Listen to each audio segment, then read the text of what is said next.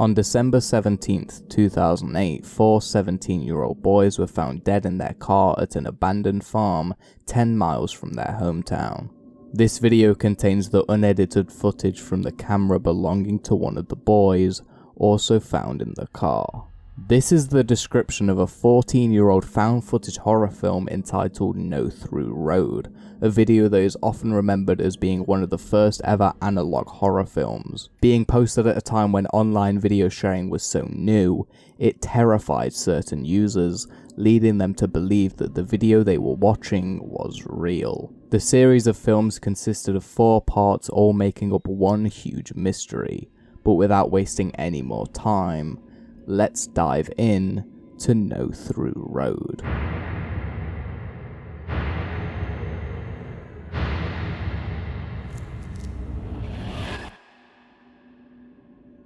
The film begins with a brief description of the found footage to give context to the viewer, explaining that late at night in December of 2008, 4 teenage boys from Stevenage, Hertfordshire were reported missing, and 2 days later, their bodies were found at a farm 10 miles outside of Stevenage in one of the boys' cars. The farm was thought to have been abandoned, but as of recent there had been signs of inhabitants, and unedited footage from the camera they were recording with had been released with consent from the family.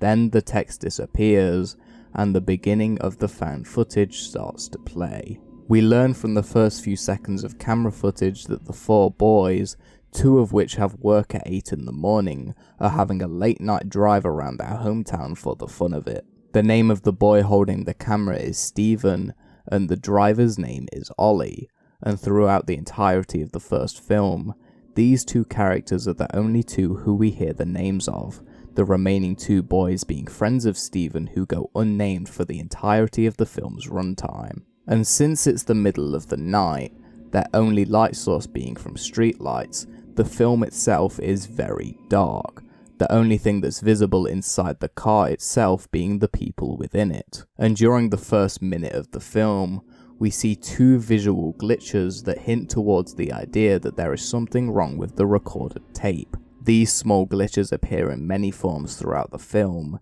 and get worse throughout the series. However, it's unclear as to what's causing it. The 4 then pull up at Broomhall Farm, in which they see a sign reading, "No Through Road," a phrase that is used to indicate to a driver that the road that they are approaching is prohibited and that they will not be able to pass through. Not understanding this at first, Ollie begins driving down the road towards an archway until Stephen points out to him that he shouldn't be there. One of the other boys also mentioning that it is currently around 4:30 in the early morning and that they need to be heading home. And as they reverse out and back onto the road, they agree not to go back to the farm as they cannot enter it. What about this? Woo! Woo! Do it again! Turn it back on. Do it again! There's like a bloke in the middle of the road. Oh, no. Stop saying that because it will actually happen. They then reach 2 road signs, one leading to Bennington and the other leading to Watton.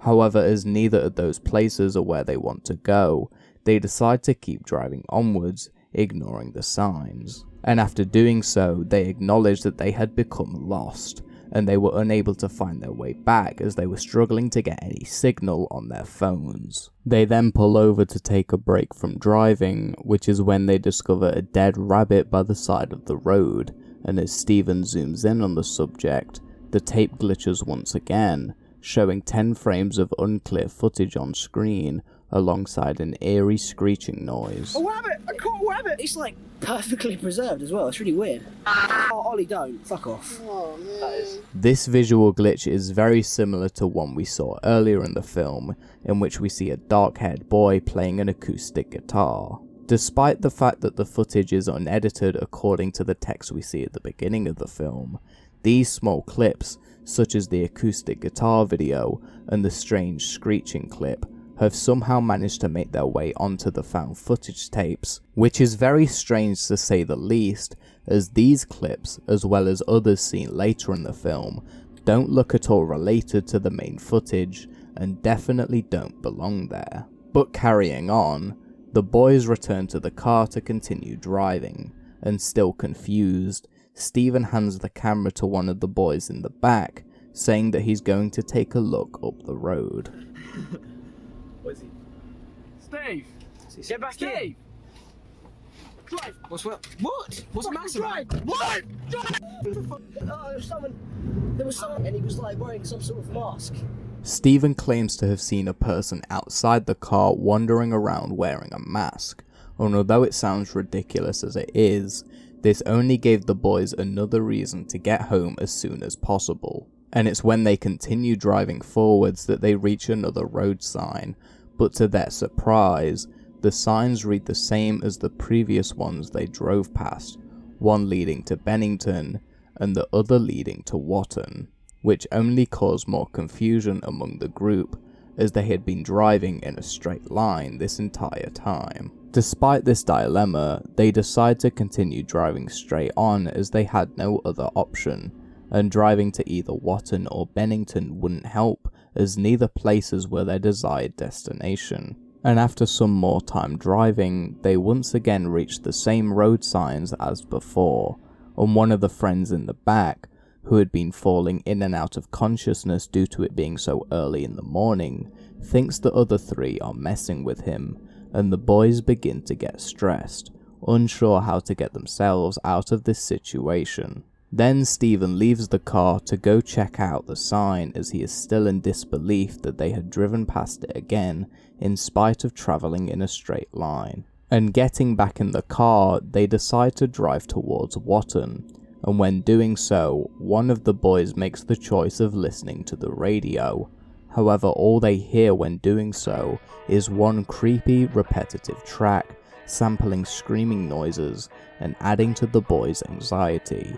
And being caught off guard by this, they turn it off.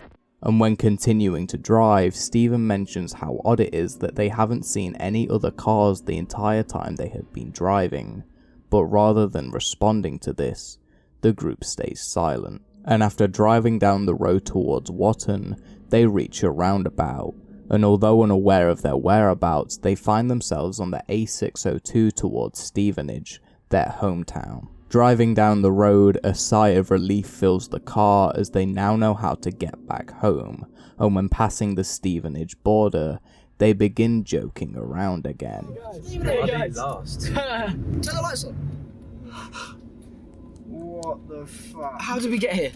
Unsure as to how it happened, they found themselves back at Broomhall Farm, speechless and tired, and just as they thought things couldn't get any worse, the headlights stop working. What are you doing? Turn it back on. It's not me. I can't. Turn the bloody lights on! What the fuck? What? No! Turn! What are you turning on?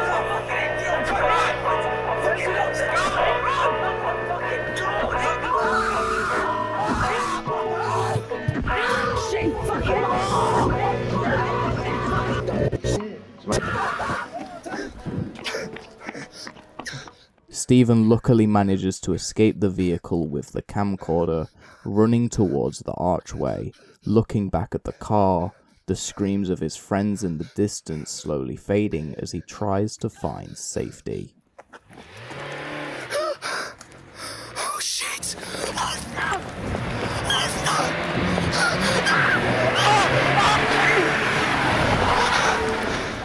As the killer exits the vehicle, Stephen continues to run for safety within the farm. You can't see me. I think I'm okay. No! Please!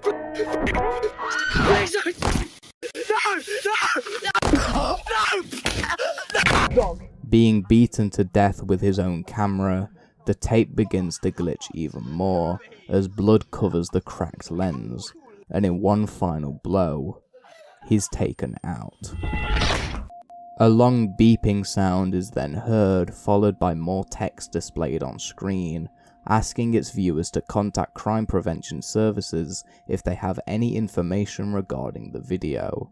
The beeping then stops, and the video ends, concluding the first part of No Through Road, which after its publication became fairly popular. receiving around 150,000 views in the first 2 years of its existence, and would go on to inspire countless other filmmakers to create similar found footage horror, which eventually evolved into the now well-known analog horror genre we see all over YouTube today. And although I'd argue that visual and audio glitches in niche internet horror films are incredibly overdone, especially in the ARG genre, at the time of No Through Road's upload, this small editing trick was almost unheard of, and was much more impressive back in the day, fooling thousands of people who viewed the film into believing it was real. And 2 years after No Through Road was uploaded to the internet, the second part of the film was published, containing the description,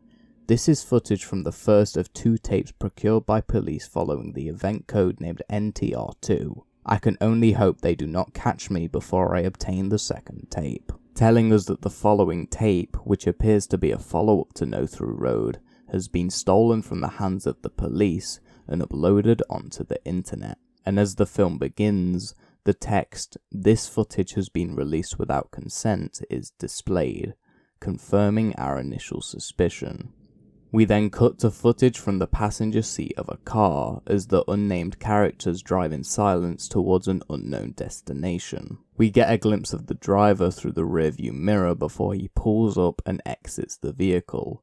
We see him walk in silence down a path, holding a bouquet as the sun begins to set in the distance. He sets the flowers down on the grass, and the 2 characters begin to speak. And when you look at the video, you see me get dragged out first, before Stephen. I don't know how I got out there. Don't remember anything. Last thing I remember is flagging down that car and then being in hospital after I got questioned at the police station. I didn't speak to anybody, not even my parents. Here we learn that James, the person in front of the camera, was one of the 2 boys in the back of the car who managed to get away from the killer.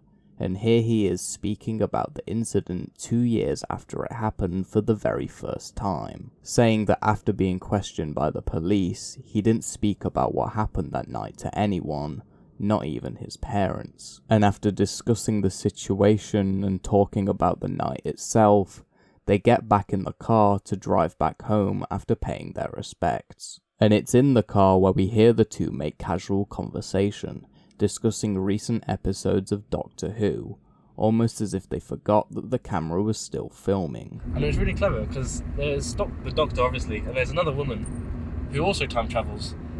And because they're meeting each other in different time zones all the time, each time they meet each other, they're meeting a slightly different version of the one. Went back in time to when you got up. Would you see yourself in bed, or would you be waking up again? Well, if you know you've done something, if you know, I walked down that street at that time on that day, and you specifically go back in time to see yourself then you will, yeah. We then cut to this incredible silhouette shot of our 2 characters in front of the sunset as they try and find their way home, as they've lost all signal on their phones. They come to realize that they don't know where they are, their only option being to get back in the car and keep driving, with the hopes that they'll get signal again whilst on the road. And getting back in the car, the sun sets completely as they drive for several minutes, telling jokes and trying to remain calm.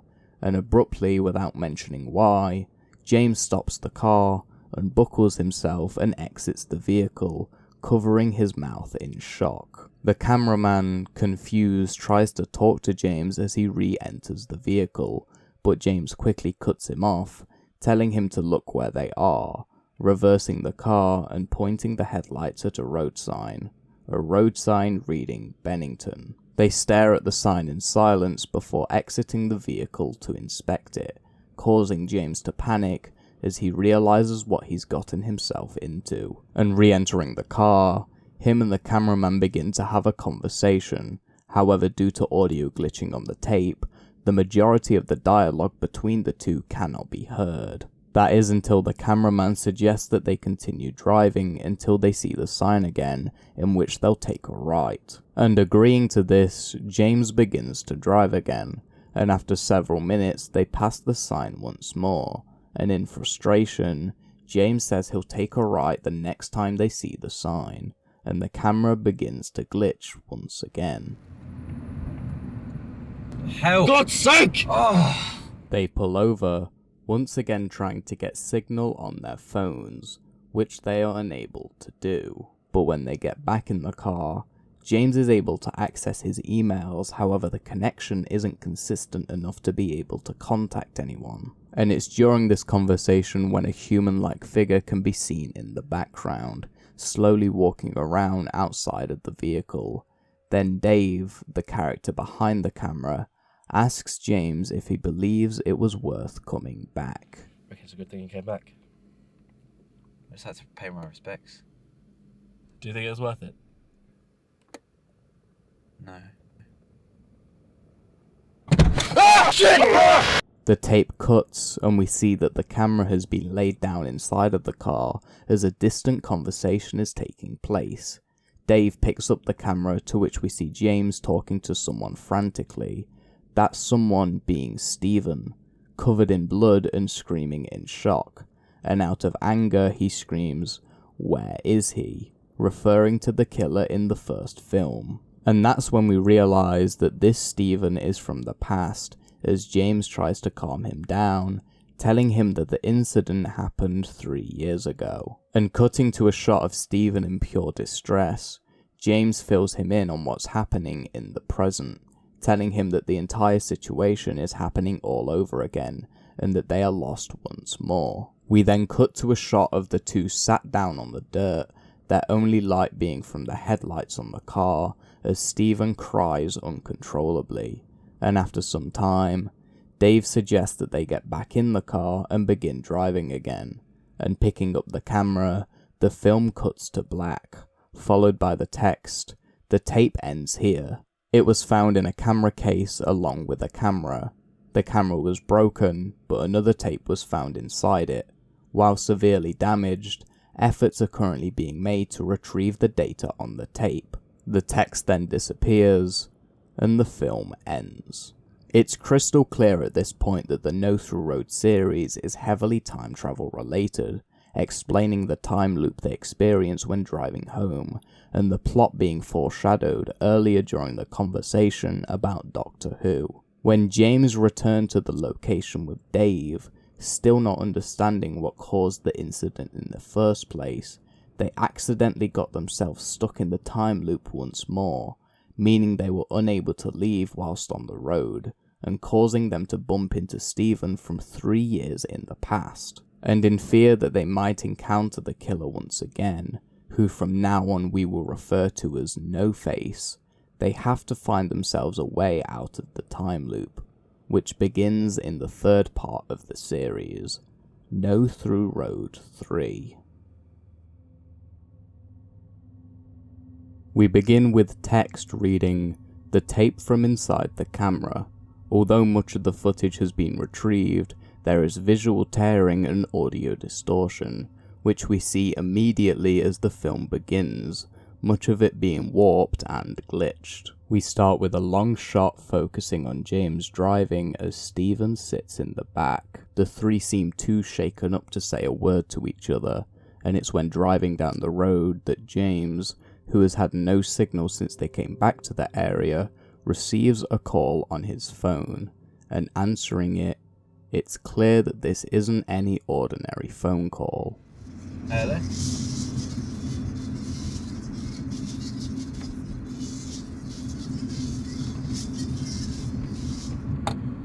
Distressed by the muffled, eerie call, James puts down the phone, telling the other two that there was no one on the other end, and continuing to drive, we hear Stephen begin to apologise, presumably about the incident itself. However, when he speaks, the audio begins distorting, and the conversation goes unheard, until we hear Stephen mumble, "I'm sorry I got you guys into this." And coming up on the road sign, James takes a right, but after only a few seconds of travelling down the road, they're once again back where they started, and the three begin to get frustrated, yelling about how driving seems completely pointless. But carrying on, their screams stop as James slams his foot on the brake. Oh, Jesus Christ! Coming to a stop, the group sit speechless as they encounter No Face for the second time. What do we do?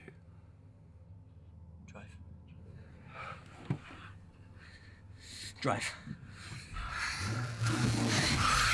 Go, go, go, go, go! Go! The camera falls forward and the third part ends, leading us straight into the finale of the series, No Through Road 4, beginning with text reading the remaining footage from the damaged tape, and cutting to a dark shot from inside the car as James is trying his hardest to start the engine, and being unable to get it to work, Stephen and Dave exit the vehicle and begin thinking of what to do. Stephen telling Dave that travelling down the road isn't an option as they've had no luck with it so far, and during this, James points out something he notices in the distance, and that leads them to a small structure that turns out to be a shed. When walking inside, they see lots of candles as well as numerous items on desks, some of those items including empty bottles, a doll, and several masks identical to the one worn by No Face. And looking around even more, they realize that on the walls are words and phrases spoken by themselves earlier within the series, such as time for crunchy and no hope, meaning that it's possible whoever was in the shed before them has seen the various videos recorded by Stephen and Dave in order to quote them on the walls. James then inspects one of the masks, and then the three leave the shed and walk back towards the archway, and sitting in the grass, Stephen signals the other two to remain quiet as he can see No Face standing by the bridge. And as they sit and wait, a car pulls up to the farm.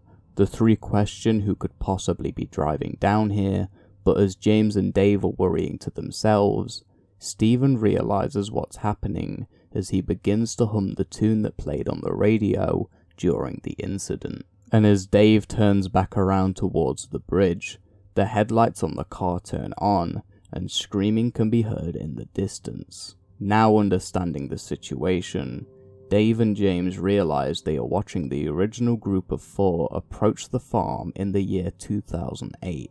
And standing up, James begins to run away, holding one of the masks. Stephen begs him not to leave, however he says he has no choice, and he flees into the distance. Stephen then sits in the grass and tries to explain to Dave what's going on, and he claims that since he's alive now, it's possible that he could be the one to prevent his death. He then tells Dave to stay put as he sees himself running away in the distance, and he plans to save himself from being killed, putting on one of the masks so that he doesn't recognize himself. And as he runs off to do so, we see No Face lurking by the car and beginning to walk away, which is when Dave turns around, putting the camera into night vision mode, and walking forward through the grass, he looks up and sees Stephen from the past.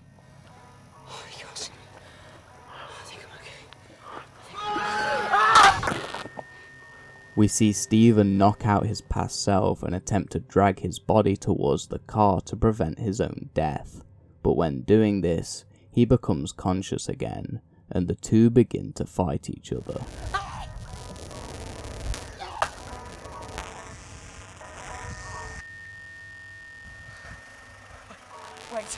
Wait! No!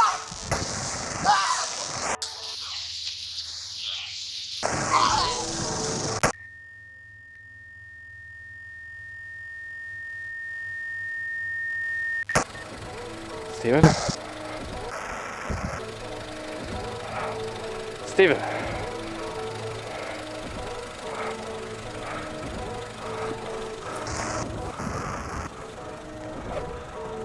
Stephen!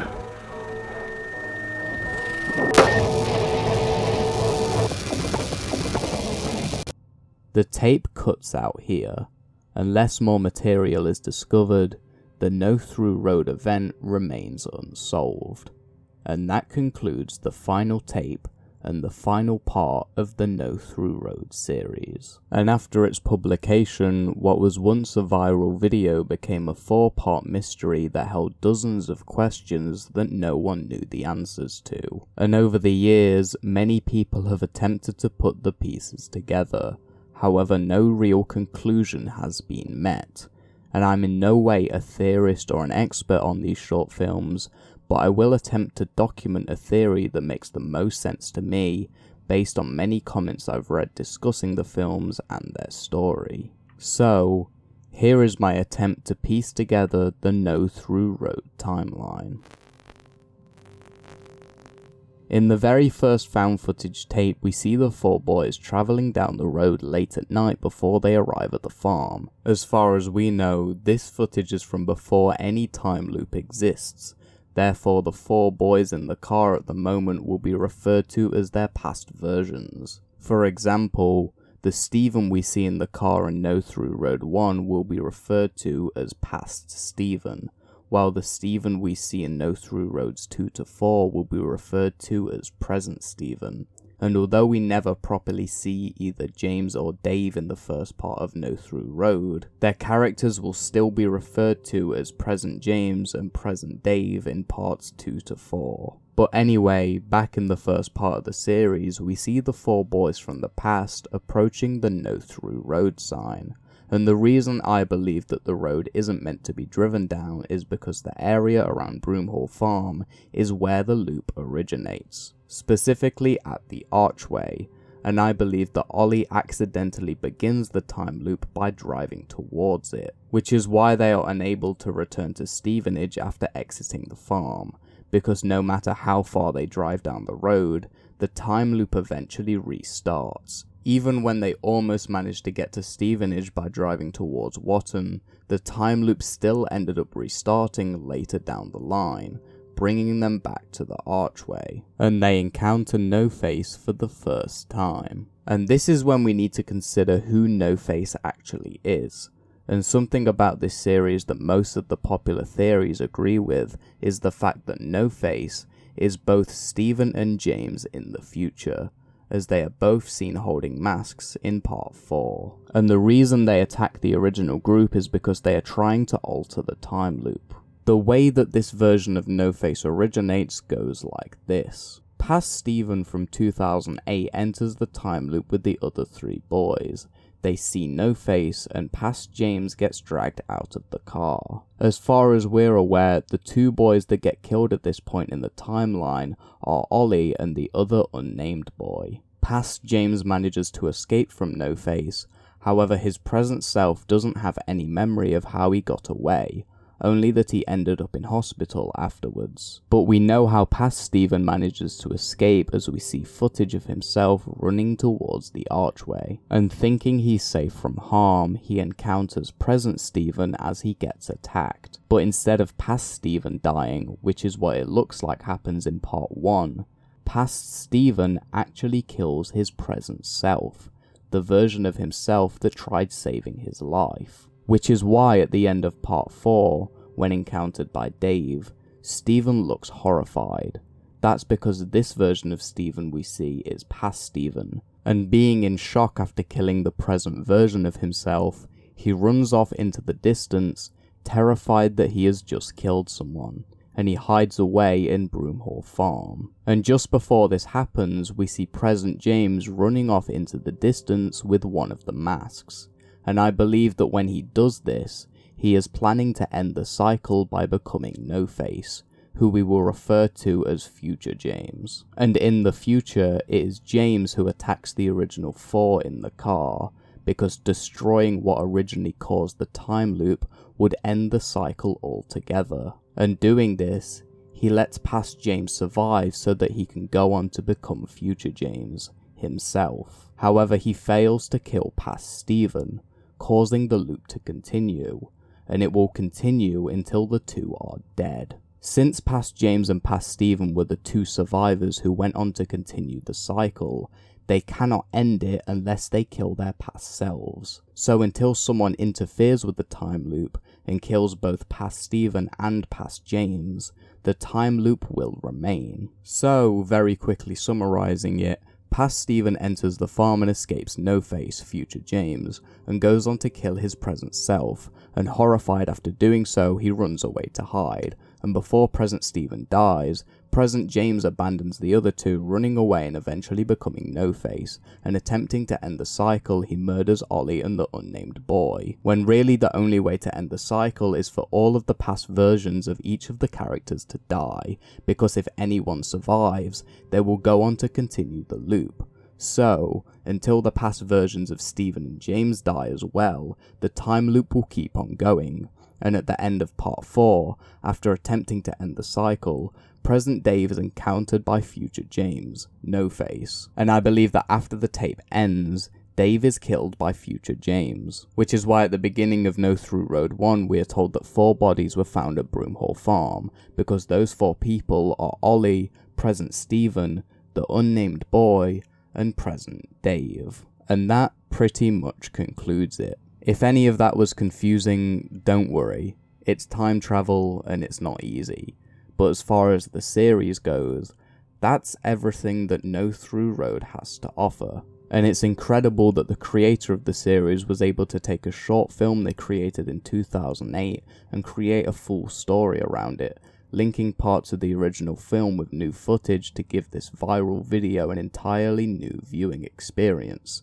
And if you enjoyed this video, make sure to check out the original creator and watch the films for yourself. And if you have any suggestions for similar films I can make videos on, make sure to let me know and I'll definitely check some out. But until then, this has been No Through Road. I hope you enjoyed, and I'll see you all later.